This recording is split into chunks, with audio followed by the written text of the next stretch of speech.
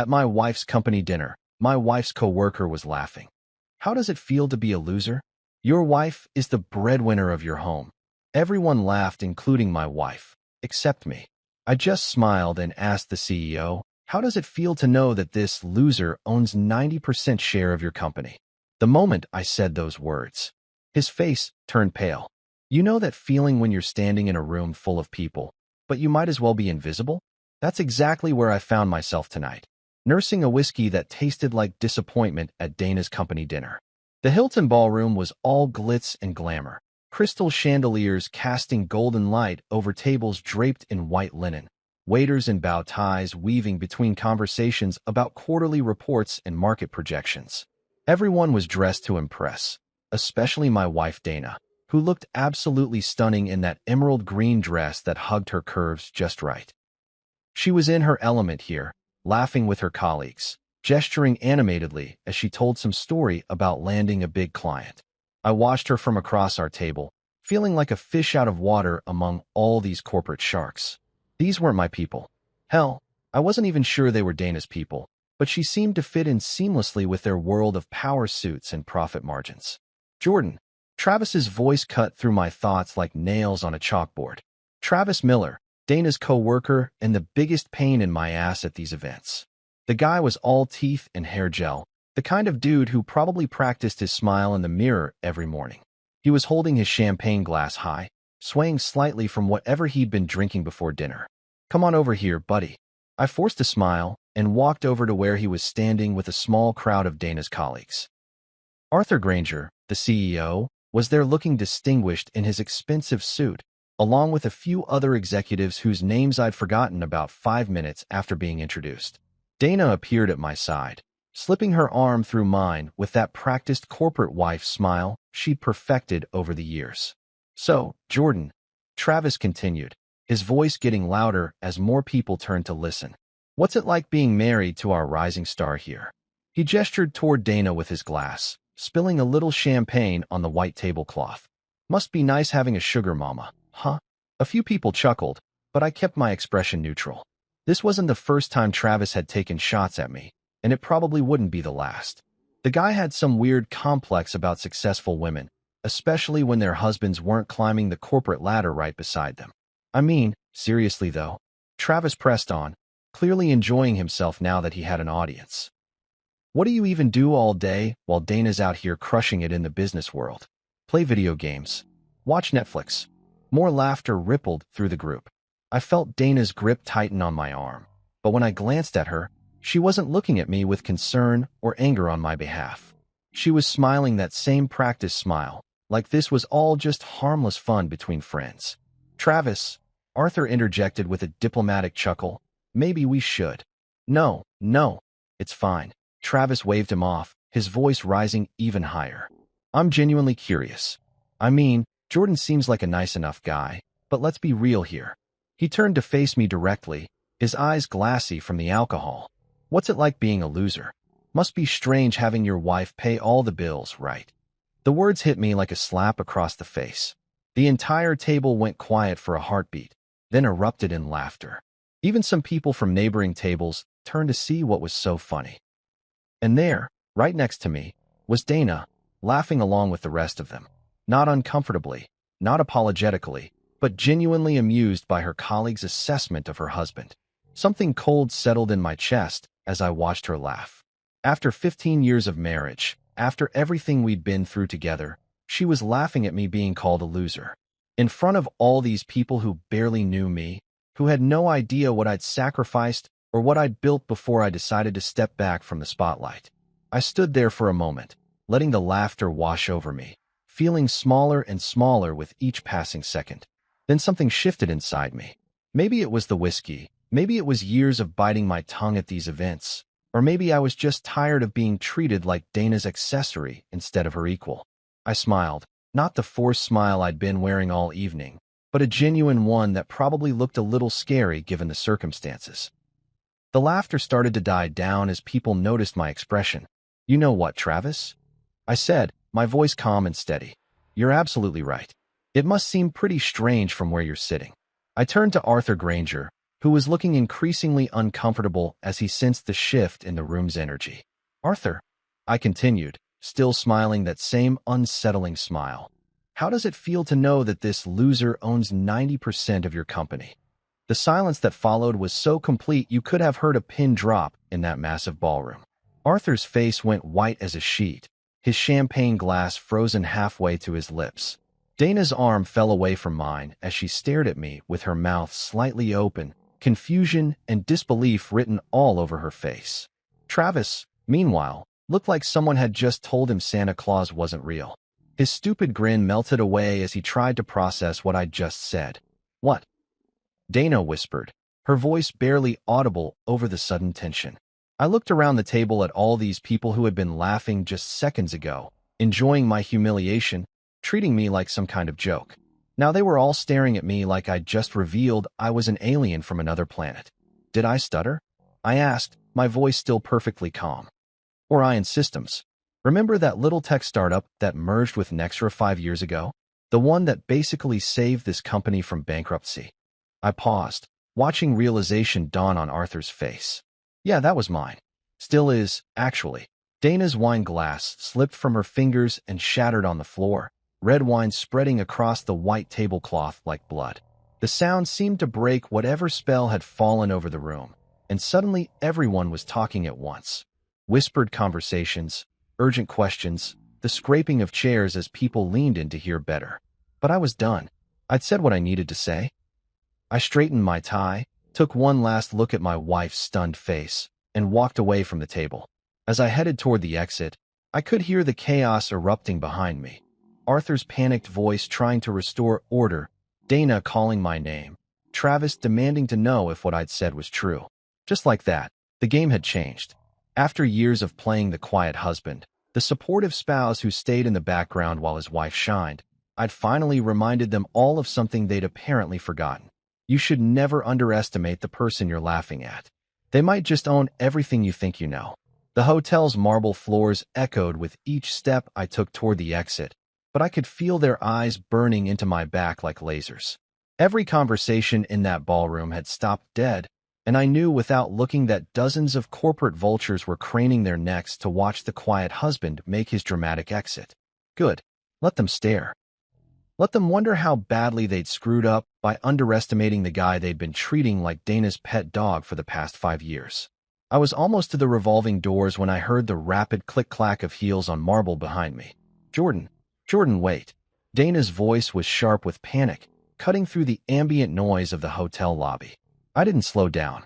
If anything, I picked up the pace, my hands shoved deep in my pockets as I navigated through clusters of tourists and business travelers. Jordan, damn it, stop. The desperation in her voice was something I hadn't heard in years, not since her dad had his heart attack, and she thought she might lose him. But I kept walking. She wanted to chase me? Fine. She could chase me all the way to the parking garage if she felt like it. I heard her stumble slightly. Those designer heels weren't made for speed. And then she was right behind me, breathing hard. What the hell do you mean you own the company?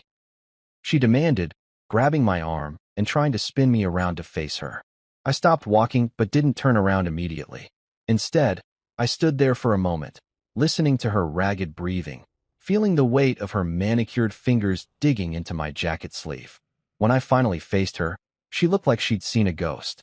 Her perfectly applied makeup was starting to smudge around her eyes, and that emerald dress that had looked so stunning an hour ago was now wrinkled from her sprint across the hotel. You really don't know, do you? I asked, studying her face carefully. The confusion there seemed genuine, but then again, Dana had always been good at playing whatever role the situation required. You honestly have no clue who you married. Don't be cryptic with me right now, she snapped, her corporate executive voice kicking in. Explain to me how you can possibly own 90% of Nexera when you've been unemployed for the past 3 years. Unemployed. The word hit me like a punch to the gut, even though I'd heard her use it before when talking to her friends. Never to my face, of course, but I'd overheard enough phone conversations to know how she really saw our arrangement. Her successful career, my retirement, that she apparently viewed as extended unemployment. That's what you think I've been doing. I laughed, but there was no humor in it. Sitting around unemployed while you bring home the bacon?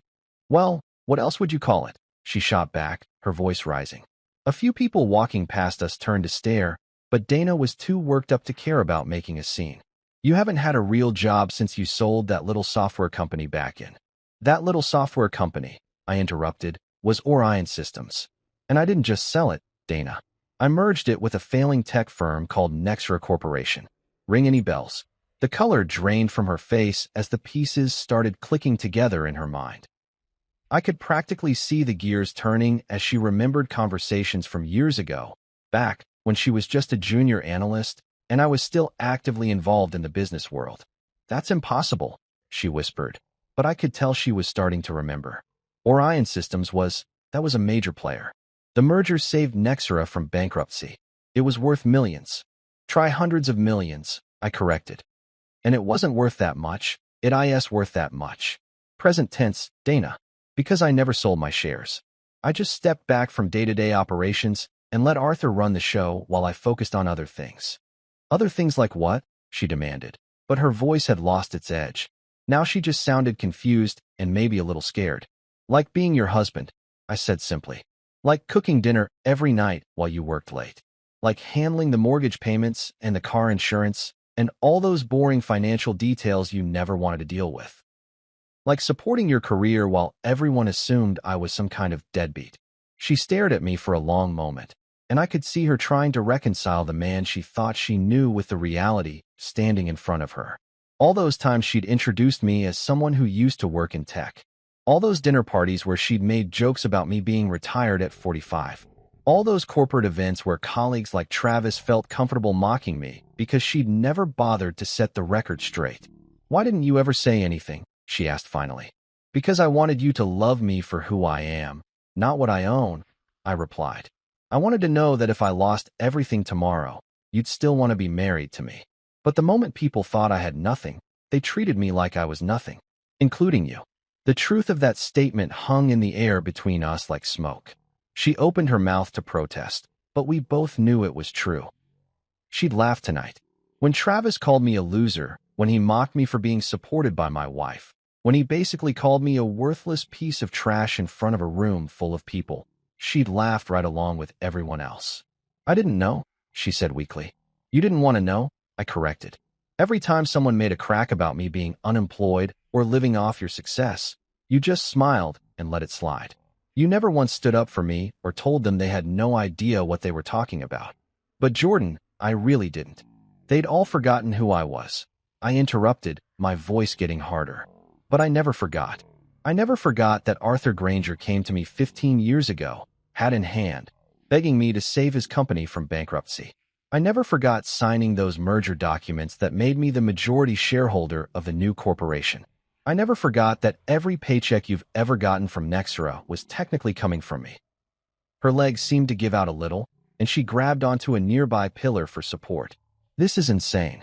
You're telling me that all this time, while I've been working my way up the corporate ladder, fighting for promotions and respect, you've been working for your husband, I finished. Yeah, ironic, isn't it? I could see the implications hitting her like a freight train. Every meeting she'd attended, every decision she'd helped make, every time she'd felt proud of her independence and success, all of it had been under the umbrella of a company I controlled. Her colleagues, her career, her entire professional identity was built on a foundation I'd laid years before she even knew my name. So what happens now? She asked, her voice barely above a whisper. I looked at her standing there in that expensive dress, looking smaller and more vulnerable than I'd seen her in years. Part of me wanted to comfort her, to tell her everything would be okay, to go back to the way things were. But a bigger part of me, the part that had been humiliated and dismissed and laughed at, wasn't ready to forgive and forget. Now, I said, straightening my tie, now I stopped being the invisible man. I stopped letting people think I'm some kind of joke. And maybe, just maybe, I remind everyone at Nexera exactly who's been signing their paychecks all these years. With that, I turned and walked away, leaving my wife standing alone in the hotel lobby, finally understanding that the man she'd married wasn't who she thought he was at all. The drive home was a blur of streetlights and racing thoughts. My hands gripped the steering wheel so tight my knuckles were white, and I kept replaying Dana's shocked expression over and over in my mind. The way her face had crumpled when the reality hit her. The way she grabbed that pillar like her whole world was falling apart. Which, honestly, it probably was. By the time I pulled into our driveway, the adrenaline from the confrontation was starting to wear off, replaced by something colder and more focused. I sat in the car for a moment, staring at our house, the house I'd bought with Orion money, though Dana had always assumed it came from some mysterious inheritance I'd mentioned years ago. Another lie of omission in a marriage apparently built on them. I walked through the front door and headed straight for my home office, the one room in the house that Dana rarely entered. She called it my man cave, which always made me cringe, but I'd never bothered to correct her. Let her think I spent my days in here playing fantasy football and watching YouTube videos. The truth was so much more interesting. My office looked ordinary enough from the outside. Desk, computer, a few framed photos, some bookshelves lined with tech manuals and business journals. But the real treasure was hidden behind a false panel I'd had installed in the built-in bookshelf. I pressed the hidden latch, and the panel swung open to reveal a fireproof safe that contained the most important documents of my life. I pulled out the thick manila folder labeled Nexera Holdings and spread its contents across my desk like a card player revealing a royal flush. Every piece of paper told the same story, but seeing them all together again after so many years still gave me a rush. These weren't just contracts and agreements. They were proof that Jordan Rivers, the guy everyone thought was living off his wife's success, was actually the puppet master pulling all the strings. The original merger documents were yellowed around the edges now, but Arthur Granger's signature was still bold and black at the bottom of every page. I remembered that day 15 years ago when he'd sat in this very office, sweating through his expensive suit as he begged me to save his failing company. Back then, Nexera was hemorrhaging money, losing clients left and right, and about 6 months away from total collapse. Arthur had heard through the grapevine that I was looking to expand Orion Systems, and he'd come crawling to me with an offer that was basically corporate surrender. "Just name your terms," he'd said, his voice shaking slightly. "We need this merger to work, or we're finished." I'd been generous, maybe too generous. Instead of crushing Nexera completely and absorbing their assets, I'd structured the deal to keep their brand alive while giving me controlling interest. 90% ownership, to be exact, with full voting rights and veto power over any major decisions. Arthur kept his CEO title and a nice salary, and his employees kept their jobs. Everyone won, especially me. But the real genius of the arrangement was the blind trust I'd insisted on. All my shares would be held by a private investment firm, with my identity protected from public disclosure. As far as most people knew, Nexera had been saved by some mysterious corporate investor who preferred to remain anonymous. Only Arthur and a handful of lawyers knew the truth, and they were all bound by ironclad non-disclosure agreements. I picked up the trust documents and scanned through the legalese until I found the clause I was looking for. There it was, in black and white. The beneficial owner retains the right to assume direct control of all holdings upon written notice to the trustee and board of directors. In plain English, I could step out from behind the curtain any time I wanted and take control of the company. The question was, did I want to? For the past 5 years, I'd been perfectly content to let Arthur run the day-to-day operations while I collected my dividends and enjoyed my quiet retirement. The money had always been more than enough. Hell, Dana's salary was basically pocket change compared to what Nexera was generating. I'd never needed the spotlight or the corporate power games. I'd been there, done that, and decided I preferred a simpler life. But tonight had changed something fundamental. Tonight, I'd been publicly humiliated by people who owed their livelihoods to my generosity. Travis Miller, that smug bastard, had called me a loser while cashing checks from a company I owned. Dana had laughed at jokes about her unemployed husband while building her career on the foundation I'd provided. Even Arthur, who knew damn well who I was, had just stood there and let it happen. I pulled out my phone and scrolled through my contacts until I found Marcus Trent's number. Marcus had been my lawyer since the early days of Orion Systems, and he was one of the few people who knew all my secrets. It was almost midnight, but Marcus was a night owl who often worked late on complex corporate deals. He answered on the second ring. "Jordan, this is late, even for you. Everything okay? I need you to prepare some documents," I said, getting straight to the point.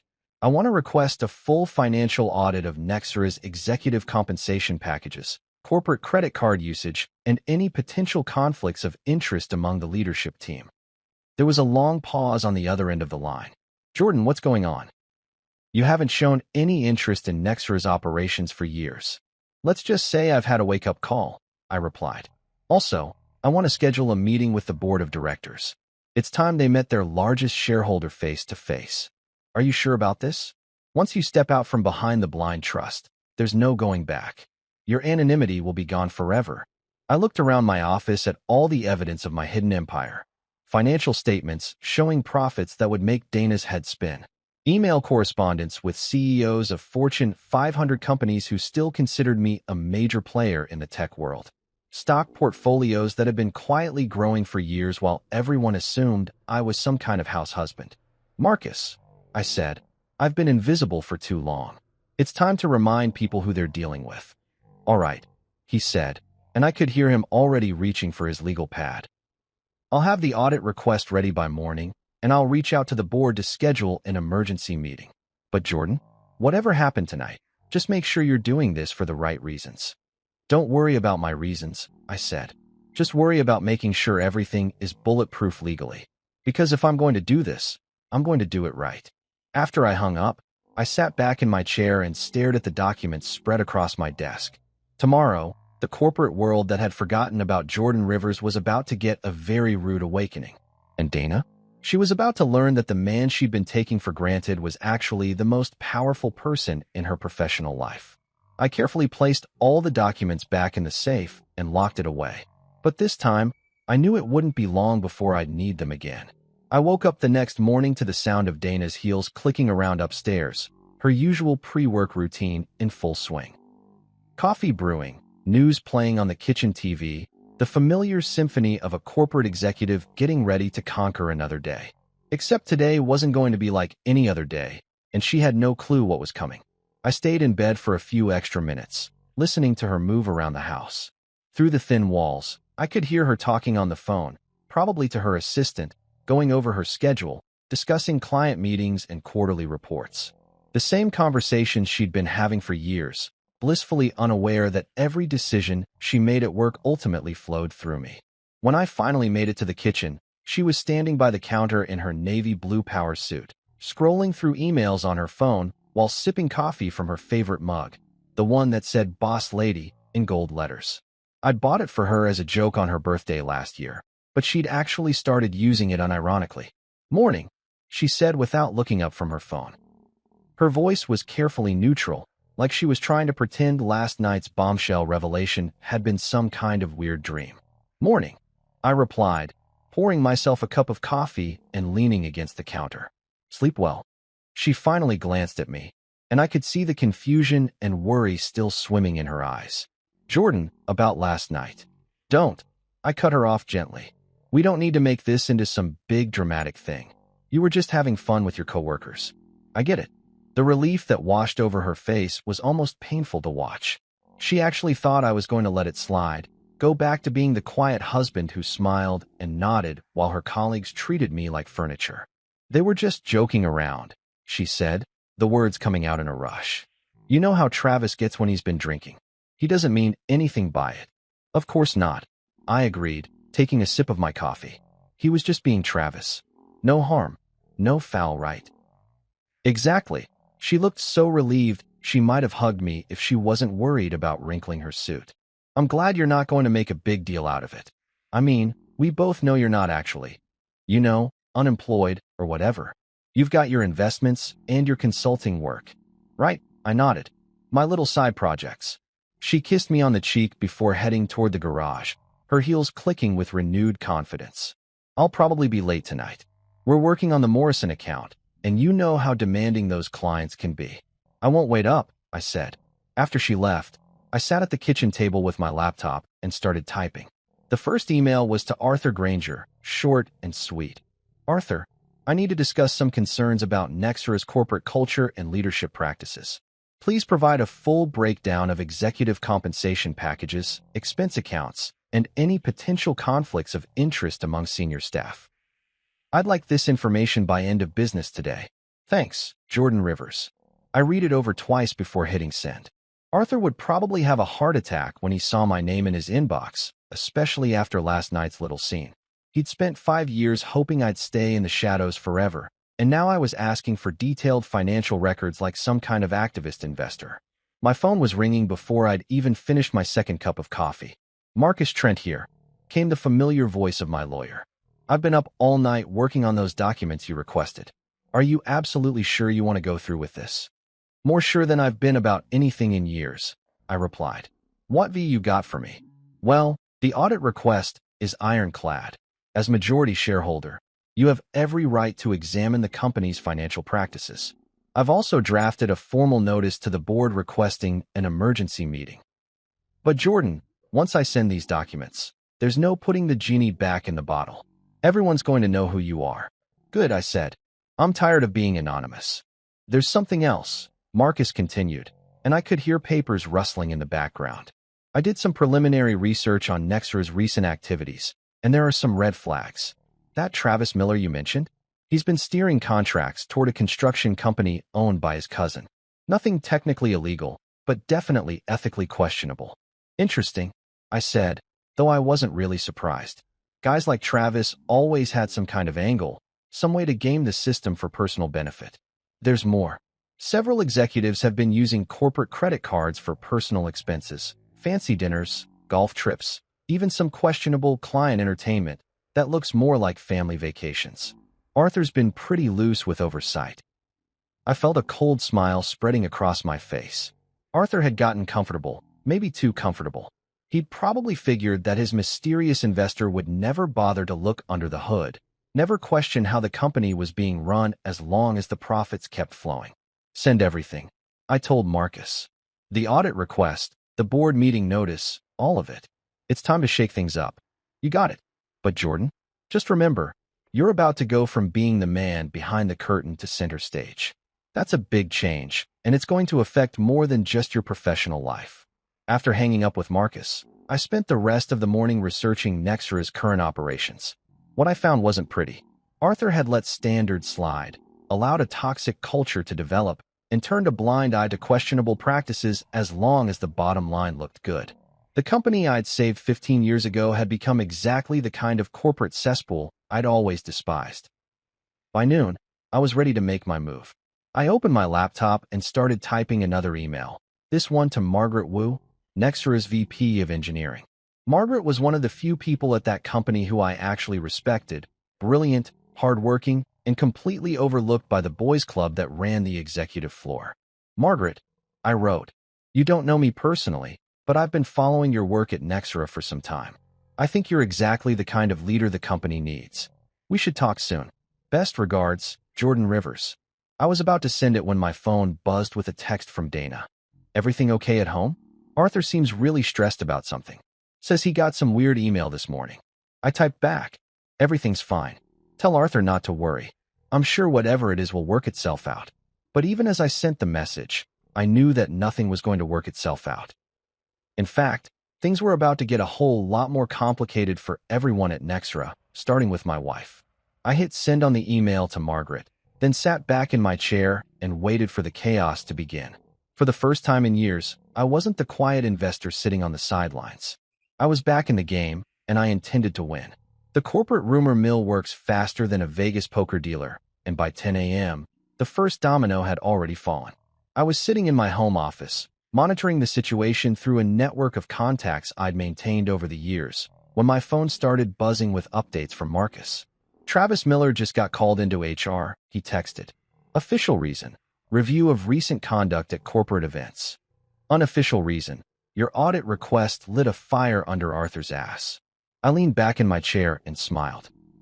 Travis had probably strutted into that HR meeting thinking he was untouchable, the golden boy who could crack jokes about losers and unemployed husbands without consequences. He was about to learn that actions have a funny way of catching up with you, especially when the person you're mocking owns the company you work for. My laptop chimed with an incoming email from Arthur. The subject line read, "Urgent, need to discuss," and I could practically feel his panic radiating through the screen. I opened it and wasn't disappointed. "Jordan, I received your request this morning, and I want to assure you that Nexera maintains the highest standards of corporate governance. Perhaps we could schedule a call to discuss your concerns in a more informal setting? I'm sure we can clear up any misunderstandings. Best regards, Arthur. Misunderstandings. That was rich. The only misunderstanding here was Arthur thinking he could keep playing fast and loose with my company while I stayed safely tucked away in retirement. I typed back a simple response. Arthur, I'm not interested in informal discussions. I want the documentation I requested by 5 p.m. today, and I want that board meeting scheduled for this week. No exceptions. While I was dealing with Arthur's damage control attempts, the real chaos was unfolding at Nexera's downtown headquarters. Marcus had a contact in the building, a paralegal who worked for the company's legal department, and she was feeding us intel like some kind of corporate spy thriller. Security just escorted Travis out of the building. Came the next update. Word is they found evidence of the cousin's construction contracts in his emails. He's been suspended pending a full investigation. I had to hand it to Arthur. When he moved fast. Travis had gone from company golden boy to corporate pariah in the span of a single morning. But then again, Arthur was probably scared shitless about what other skeletons might come tumbling out of the closet once I started digging deeper. My phone rang, and Dana's name flashed on the screen. I let it go to voicemail, then listened to her message. Jordan, what the hell is happening over here? Travis got fired, people are freaking out about some audit, and Arthur looks like he's about to have a nervous breakdown. Call me back. Instead of calling her back, I texted, sounds like a typical Tuesday at the office. I'm sure it's nothing to worry about. But it wasn't nothing, and we both knew it. The machine I'd set in motion this morning was just getting started, and poor Dana was caught right in the middle without even realizing it. She thought she was dealing with some random corporate crisis, when in reality, she was watching her husband dismantle the toxic culture that had allowed people like Travis to flourish. Around noon, Marcus called with an update that made my day. The board meeting is scheduled for Thursday at 2 p.m. Arthur tried to push it to next week, but the other board members want answers about this sudden audit request. They're curious about who's been pulling the strings behind the scenes all these years. Perfect, I said. What about the financial records? Arthur's assistant just sent over a preliminary report. You're going to love this. Travis wasn't the only one with his hand in the cookie jar. Looks like there's been a whole pattern of questionable expenses and ethical violations among the executive team. I felt that familiar rush of satisfaction that came from being proven right. These people had gotten comfortable, maybe too comfortable, thinking that their mysterious benefactor would never bother to check up on them. They'd treated my investment like free money, my generosity like weakness. By 3 p.m., the gossip network was in full swing. Dana texted me updates throughout the afternoon, each message more frantic than the last. They just suspended 2 more executives. Someone said there's going to be a major restructuring. The whole leadership team is in panic mode. And then, around 4 p.m., came the message that told me everything I needed to know about where Dana's loyalties really lay. Jordan, please tell me you're not behind this somehow. People are losing their jobs, and I can't afford to get caught in the crossfire. My career is everything to me. Her career. Not our marriage, not our future together, but her precious career that she'd built on the foundation I'd provided. She was more worried about protecting her professional reputation than understanding why her husband might have finally decided to stand up for himself. I didn't respond to that text. Instead, I called Marcus and told him to expedite everything. I want that board meeting moved to tomorrow if possible. Strike while the iron's hot. Jordan, are you sure you don't want to ease into this? You could make your presence known gradually. Maybe start with a private meeting with Arthur. No, I cut him off. I've been easing into things for 15 years. It's time to remind everyone who's really in charge here. By 5 p.m., Arthur had delivered the financial documentation I'd requested, and it was even worse than I'd expected. Executive bonuses that bordered on obscene, corporate retreats that looked more like luxury vacations, and a pattern of nepotism and favoritism that would make a mob boss blush. These people had been treating Nexera like their personal piggy bank, while I sat quietly in the background, content to let them play with my money. But the quiet Jordan Rivers was gone. The guy who smiled and nodded while his wife's colleagues mocked him was officially retired. Tomorrow, I was going to walk into that boardroom and remind everyone exactly who owned this company. And if Dana didn't like it? Well, she'd had 15 years to figure out who she was really married to. If she was more concerned about her career than her husband, maybe it was time for both of us to reevaluate our priorities. The game had changed, all right, and I was just getting started. Thursday morning arrived with the kind of crisp autumn air that made everything feel sharper, more focused. I stood in front of my bedroom mirror, adjusting the tie on a suit I hadn't worn in 3 years, charcoal gray Armani, perfectly tailored, the kind of power suit that cost more than most people's monthly salary. Dana had already left for work early, claiming she had damage control meetings to attend before the mysterious board meeting that had everyone at Nextera walking on eggshells. The irony wasn't lost on me. My own wife was trying to protect herself from the fallout of my decisions, completely unaware that she was married to the eye of the storm. The drive to Nextera's headquarters felt like traveling back in time. I'd been to this building countless times over the years, but always as Dana's quiet husband, the guy who occasionally showed up to holiday parties and company picnics. Today, I was walking through those glass doors as Jordan Rivers, majority shareholder and the man who'd been pulling the strings from behind the curtain for 15 years. Marcus met me in the parking garage, looking sharp in his usual Navy suit and carrying a briefcase that probably cost more than some people's cars. "You ready for this?" he asked, studying my face carefully. "I've been ready for 15 years, I replied. I just didn't know it until now. The elevator ride to the executive floor was silent except for the soft jazz playing through hidden speakers. I watched the numbers climb, 10, 15, 20, and felt something shift inside me with each floor. By the time we reached the boardroom level, the Jordan Rivers who'd been content to stay in the shadows was gone, replaced by someone who was ready to reclaim what had always been his. Arthur was waiting outside the boardroom, pacing like a caged animal. When he saw me step off the elevator, his face went white as fresh snow. "Jordan," he said, extending his hand with forced enthusiasm. "It's been too long. You look, well." "Arthur," I replied, shaking his hand and noticing how clammy his palm was. "I bet you never thought you'd see me in this building again." "Well, you're always welcome here. This is you're obviously a valued." He was stumbling over his words like a nervous teenager, and I could see sweat beading on his forehead despite the building's air conditioning. "My company," I finished for him. "You can say it, Arthur. This is my company." Before he could respond, the boardroom doors opened, and I got my first look at the people who'd been making decisions about my investment for the past decade and a half.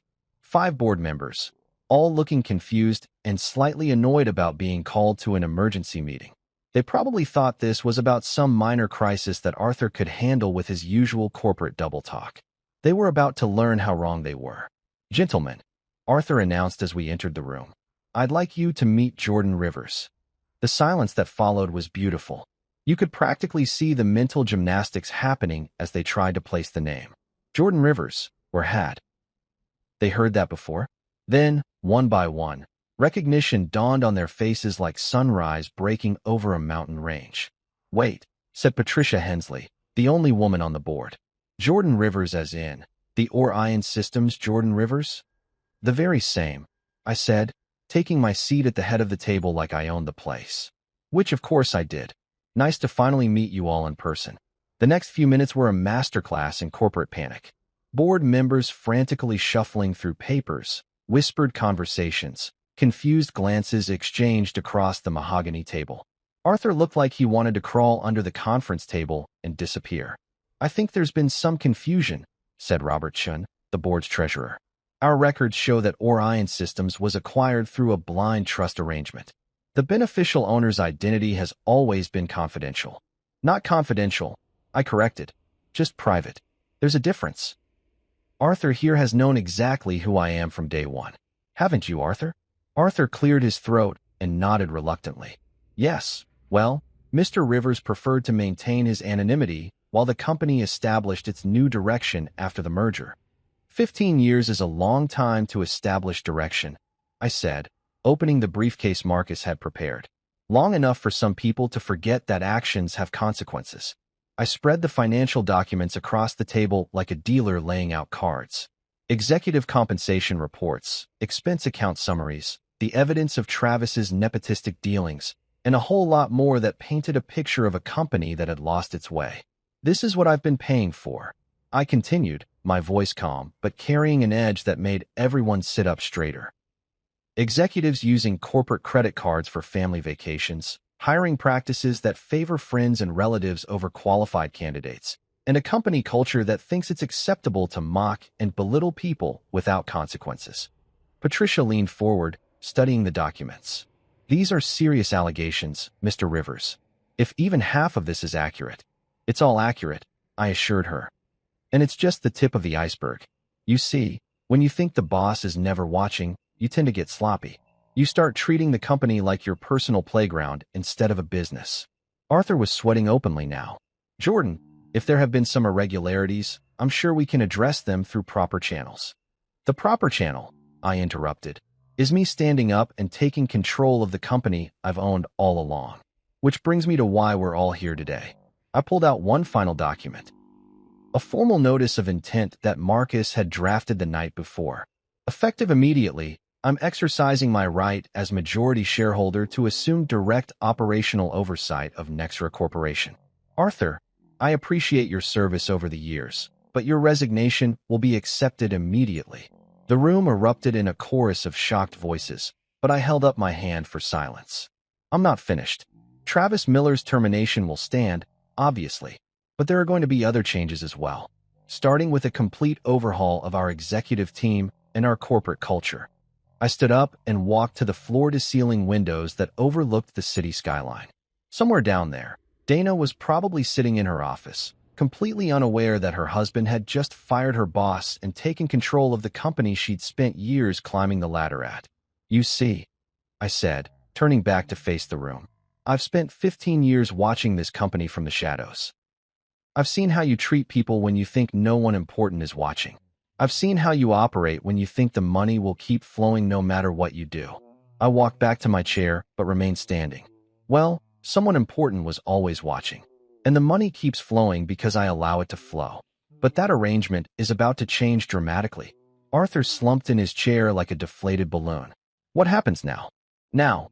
I smiled, but there was no warmth in it. Now we rebuild this place from the ground up. With respect, integrity, and accountability. You know, all those corporate buzzwords you've been throwing around in annual reports while doing the exact opposite. I gathered up my documents and stood to leave. Oh, and Arthur? Clear out your office by the end of the day. Security will escort you out when you're finished. As I walked toward the door, I could hear the chaos erupting behind me. Frantic phone calls, heated discussions, the sound of a corporate house of cards collapsing. But for the first time in years, I felt completely at peace. The quiet Jordan Rivers was officially dead. Long live the king. The emergency board vote took place at exactly 6:47 p.m., and it was the most satisfying 17 minutes of my professional life. I sat at the head of that mahogany table watching 5 board members who'd probably never questioned a decision in their lives suddenly scramble to distance themselves from Arthur's administration. All in favor of accepting Arthur Granger's resignation, effective immediately? I asked, even though we all knew it wasn't really a resignation when you're escorted out by security. 5 hands shot up without hesitation. Even Patricia Hensley, who'd worked with Arthur for over a decade, voted to cut him loose. Corporate loyalty was a beautiful thing until it threatened your own position. Motion carries, I announced. Now, let's talk about restructuring. The next item on my agenda was Travis Miller's permanent termination, which passed unanimously. Apparently, nobody wanted to defend the guy who'd been steering contracts to his cousin's construction company while insulting the actual owner of the firm. Funny how quickly people's perspectives changed when they realized who was really signing the checks. But the real bombshell came when I announced my choice for Arthur's replacement. I'm nominating Margaret Wu for the position of Chief Executive Officer. The silence in that room was deafening. Robertson looked like I'd just suggested we hire a circus clown to run the company. Margaret Wu from engineering? He asked. She's never held an executive position.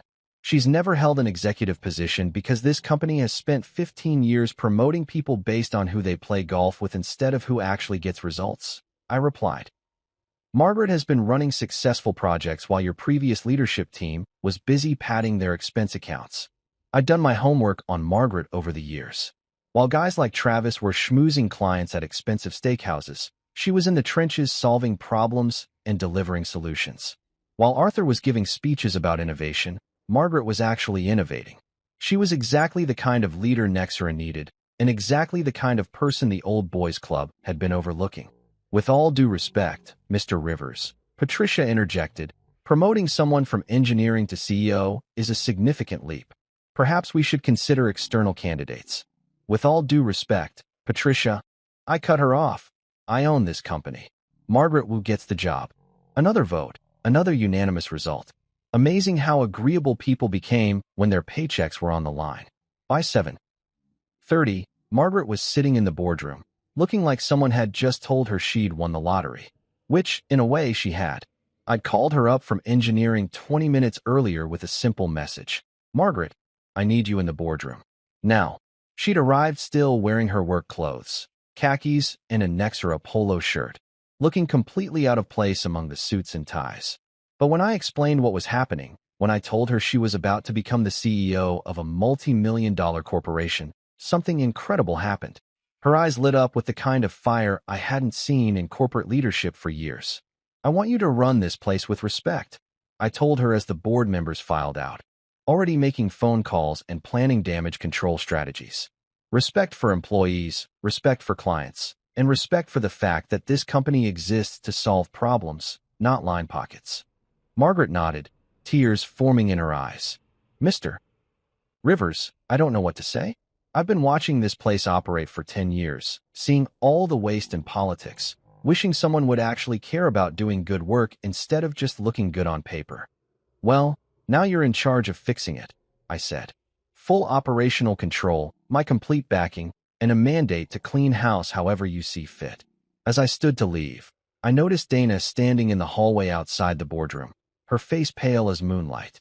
She'd obviously heard about the emergency meeting, probably gotten updates throughout the evening about Arthur's firing and the complete restructuring of her company's leadership. But for the first time since this whole thing started, she wasn't looking at me with confusion or anger. She was looking at me with something that might have been respect. Or maybe it was fear. At this point, I wasn't sure there was much difference. Margaret, I said, turning back to our new CEO, your first order of business is to review every employee's performance based on merit, not politics. I want the good people promoted and the deadweight removed. This company is about to remember what it means to earn success instead of inheriting it. I walked past Dana without a word, leaving her standing there as the reality finally sank in. Her quiet husband hadn't just owned the company all along. He'd just completely transformed it in a single evening. I made it exactly 3 steps through our front door before Dana exploded like a shaken champagne bottle. She'd beaten me home by 20 minutes, probably breaking every speed limit between downtown and our subdivision, and she was pacing around our living room like a caged tiger when I walked in. You embarrassed me, she screamed, whirling around to face me with mascara streaked down her cheeks. Do you have any idea what you've done? Everyone at work is talking about how I didn't even know who my own husband was. They think I'm either the world's worst wife or a complete idiot. I loosened my tie and hung my jacket on the back of a chair, taking my time while she worked herself into a full-blown meltdown. Which one are you more worried about? I asked calmly. Don't you dare turn this around on me. Her voice cracked with emotion. I've spent years building my reputation at that company, years proving myself, and you just destroyed it all in one night. Margaret Wu is my boss now, Margaret from engineering.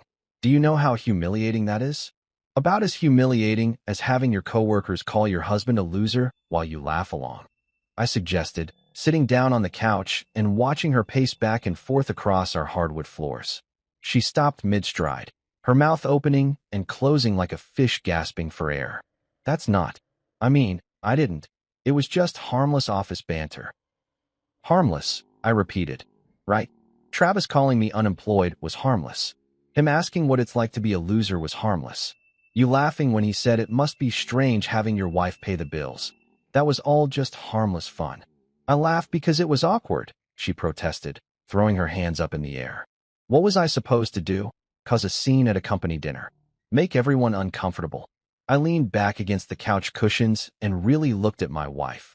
This woman I'd been married to for 15 years, who was standing in our living room having a complete breakdown because her professional image had taken a hit. Not because she'd hurt me. Not because she'd realized how badly she'd misjudged the man she'd promised to love and honor, but because she was embarrassed. "You were supposed to defend your husband," I said quietly. "You were supposed to tell Travis to shut his mouth and show some respect. You were supposed to act like you actually knew who you married." "But I didn't know," she wailed, and finally, the real truth came pouring out. "I didn't know you still owned everything. You never said anything. You let me think you were just, retired, living off investments and consulting fees. You cooked dinner every night and fixed things around the house, and I thought, you thought I was a kept man?" I finished. "You thought you were the breadwinner supporting her unemployed husband. And that was fine with you as long as nobody said it out loud." She collapsed onto the opposite end of the couch, her designer suit wrinkled and her perfect hair falling out of its pins. "That's not fair. I never thought of you that way. Dana, you introduced me as someone who used to work in tech at every single company event for the past 3 years. You bought me a coffee mug that says, 'World's okayest husband' for my birthday. You told your mother I was having a midlife crisis when I bought that motorcycle. Those were just jokes." "No," I said, standing up and walking to the window that overlooked our backyard. "Those were signs of how you really saw me." And the moment Travis said out loud what you'd been thinking for years, you laughed because it was true. At least, you thought it was true. I could hear her crying behind me, soft hiccuping sobs that might have broken my heart a week ago. But right now, all I felt was tired. Tired of being misunderstood, tired of being underestimated, tired of being married to someone who was more concerned about her corporate reputation than her husband's dignity. "I wanted you to love me even if I had nothing," I said, still looking out at the yard where I'd spent countless Saturday afternoons mowing grass while she worked late at the office. "I wanted to know that if everything fell apart tomorrow, you'd still want to be married to me." But the moment people thought I had nothing, they treated me like I was nothing, including you. "Jordan, please." "You laughed when they insulted me, Dana.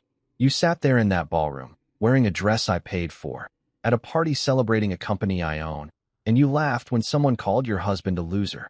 She was sobbing openly now, curled up on the couch like a broken doll. "I'm sorry. I'm so sorry. I didn't know. I swear I didn't know."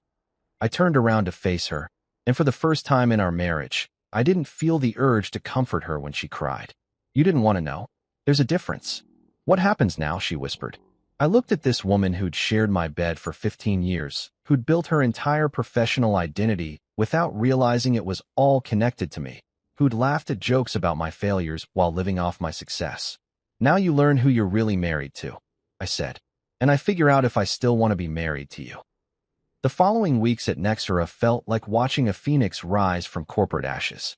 I started showing up to the office regularly for the first time in years, not as Dana's quiet husband, but as Jordan Rivers, the guy who'd been pulling the strings all along. The transformation was incredible to witness. Margaret hit the ground running like she'd been born for this job.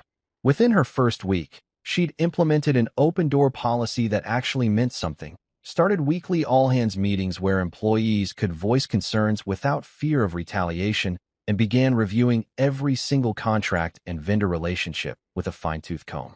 The toxic culture that had festered under Arthur's leadership started evaporating like morning fog. "Mr. Rivers," she said during one of our daily check-ins, "I've never seen morale improve this fast. People are actually excited to come to work again." She was right. Walking through the office floors, I could see the difference. Employees were collaborating instead of competing, sharing ideas instead of hoarding information. The cafeteria that had been dead silent for years was suddenly filled with conversation and laughter. Someone had even brought in a decent sound system, and soft jazz played in the background during lunch hours. Travis's lawsuit fizzled out exactly as Marcus had predicted. When faced with the mountain of evidence we'd compiled about his nepotistic schemes and contract manipulation, his lawyers advised him to settle quietly and disappear. He took a job with some mid-tier firm in Phoenix, probably telling everyone who'd listen about how he'd been railroaded by corporate politics. Meanwhile, Dana took a leave of absence. "I need time to process everything," she told me one morning over coffee, her voice hollow and distant. "I need to figure out who I am if I'm not climbing the corporate ladder at Nexera." I didn't argue with her decision. Honestly, it was probably for the best. Having her around the office would have been awkward for everyone involved. especially since half the employees knew she was married to the owner and the other half were still trying to figure out how they'd missed such a massive piece of information. But the real game changer was the foundation I established. The Jordan Rivers Foundation for Engineering Education, designed to provide scholarships and mentorship for underprivileged kids who wanted to pursue careers in technology. For years, I'd been writing checks to various charities, quiet donations that nobody knew about. Now I was putting my name and my story behind something that mattered. The first scholarship reception was held in Nexra's main conference room, the same space where I'd fired Arthur just months earlier. 25 kids from inner-city schools, their parents, teachers, and mentors, all gathered to celebrate possibilities. These weren't rich kids with connections and safety nets. These were hungry, brilliant young people who just needed someone to believe in them. I used to hide in the shadows, writing checks and staying anonymous. Now I showed up, shook hands, listened to stories, and showed these kids that respect and hard work could actually lead somewhere meaningful. The sweetest revenge wasn't punishment. It was building something better than what came before. 3 months later, I found myself back in the same Hilton ballroom where this whole journey had started, but everything was different now. The corporate awards night that Margaret had organized felt like stepping into an alternate universe, one where respect actually meant something and success was measured by impact rather than politics. Ladies and gentlemen, Margaret announced from the podium, looking confident and radiant in her role as CEO, please welcome Jordan Rivers, the man who believed in Nexra before anyone else did, and the visionary who's helping us build something truly meaningful. The applause that filled the room was genuine, warm, and completely different from the mocking laughter that had echoed in this same space just a few months ago. I stood up and walked to the front, passing tables full of employees who actually knew who I was now, who understood that the quiet guy they'd occasionally seen at company events was the reason they all had jobs. No more whispered jokes about Dana's unemployed husband. No more smirks about the loser who didn't contribute anything meaningful. These people had seen what I could build when I stopped hiding in the shadows. Dana sat quietly in the third row, wearing a simple black dress instead of her usual power suit. We were still married, technically, but everything between us had fundamentally shifted. She'd started therapy, began volunteering at the foundation, and was slowly learning to see me as something other than an accessory to her corporate ambitions. Maybe it was too late for us. Maybe it was just in time. That remained to be seen. Thank you, I said into the microphone, looking out at faces that reflected respect instead of ridicule. 3 months ago, some of you learned something that surprised you about the man standing here tonight. But the real surprise isn't that I owned this company all along. The real surprise is what we've built together since then. I gestured toward Margaret, who was beaming with pride. Under Margaret's leadership, Nexra has remembered what it means to actually solve problems instead of just talking about solving them. We've created an environment where good ideas matter more than good connections, where hard work gets recognized, and where respect isn't just a buzzword we throw around in mission statements. The foundation had funded its first class of scholarship recipients, 15 bright kids who were already showing incredible promise in their first semester of college. The mentorship program had paired Nexra employees with students from underprivileged backgrounds, creating bridges between dreams and opportunities. As I looked around that ballroom, I realized the sweetest revenge had never been about punishment at all. It was about building something better than what came before. It was about showing people that power used with purpose could transform everything it touched. The laughter had finally stopped, replaced by something infinitely more valuable, a legacy worth leaving behind.